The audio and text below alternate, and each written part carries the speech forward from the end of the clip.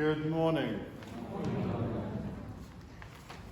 As you know, yesterday the Prime Minister announced that we will be going into a second national lockdown starting this Thursday, the 5th of November, and ending on the 2nd of December. Whilst he didn't mention places of worship in his press conference, the bill was published shortly afterwards and did say that churches must close except for private prayer and funerals. I cannot tell you how angry I was to read that. In fact, I was up all night. I didn't get a wink of sleep last night because I was so angry about it. We have spent so much time and so much money in ensuring your safety to be able to come to Mass each Sunday, and those of you who come every day.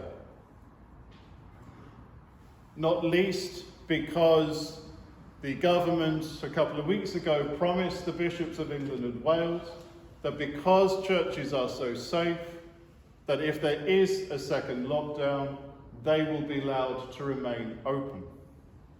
And so naturally, the bishops are also angry about this, and late last night they published a statement, and I'd like to read that statement to you now. The announcement of a new national lockdown in England will, we know, bring hardship, distress and suffering to many. We must hope and pray that this is an effective strategy against a growing pandemic which has tragically taken so many lives already and threatens so many more. Faith communities have played a vital role in sustaining personal, spiritual and mental health and encouraging vital charitable activities which support hundreds of thousands of people in all sections of the community, especially the most vulnerable. That critical service towards the common good of all is created and sustained by communal worship and prayer. Part of this selfless giving has been a strong ethic of responsibility in the way in which we have reopened our churches so that essential worship has been enabled. Our communities have done a great deal to make our churches safe places in which all have been able to gather in supervised and disciplined ways. It is thus a source of deep anguish now that the government is requiring once again the cessation of public communal worship. Whilst we understand the many difficult decisions facing the government, we have not yet seen any evidence whatsoever that would make the banning of communal worship, with all its human costs, a productive part of combating the virus. We ask the government to produce this evidence that justifies the cessation of acts of public worship. To counter the virus, we will, as a society, need to make sustained sacrifices for months to come. In requiring this sacrifice, the government has a profound responsibility to show why it has taken particular decisions. Not doing so risks eroding the unity we need as we enter a most difficult period for our country. The Prime Minister has stated that the draft legislation will be placed before Parliament on Monday, the 2nd of November. Members of Parliament will have the opportunity to discuss the issues and vote on the proposed national restrictions. In this short time frame, questions can be raised with our elected members of Parliament regarding the cessation of public common worship.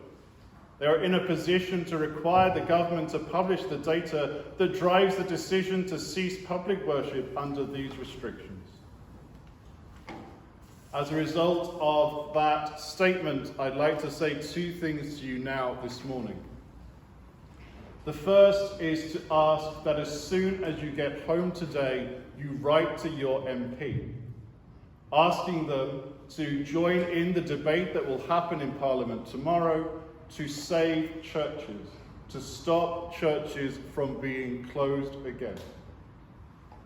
This will have to be done by email because the debate is tomorrow.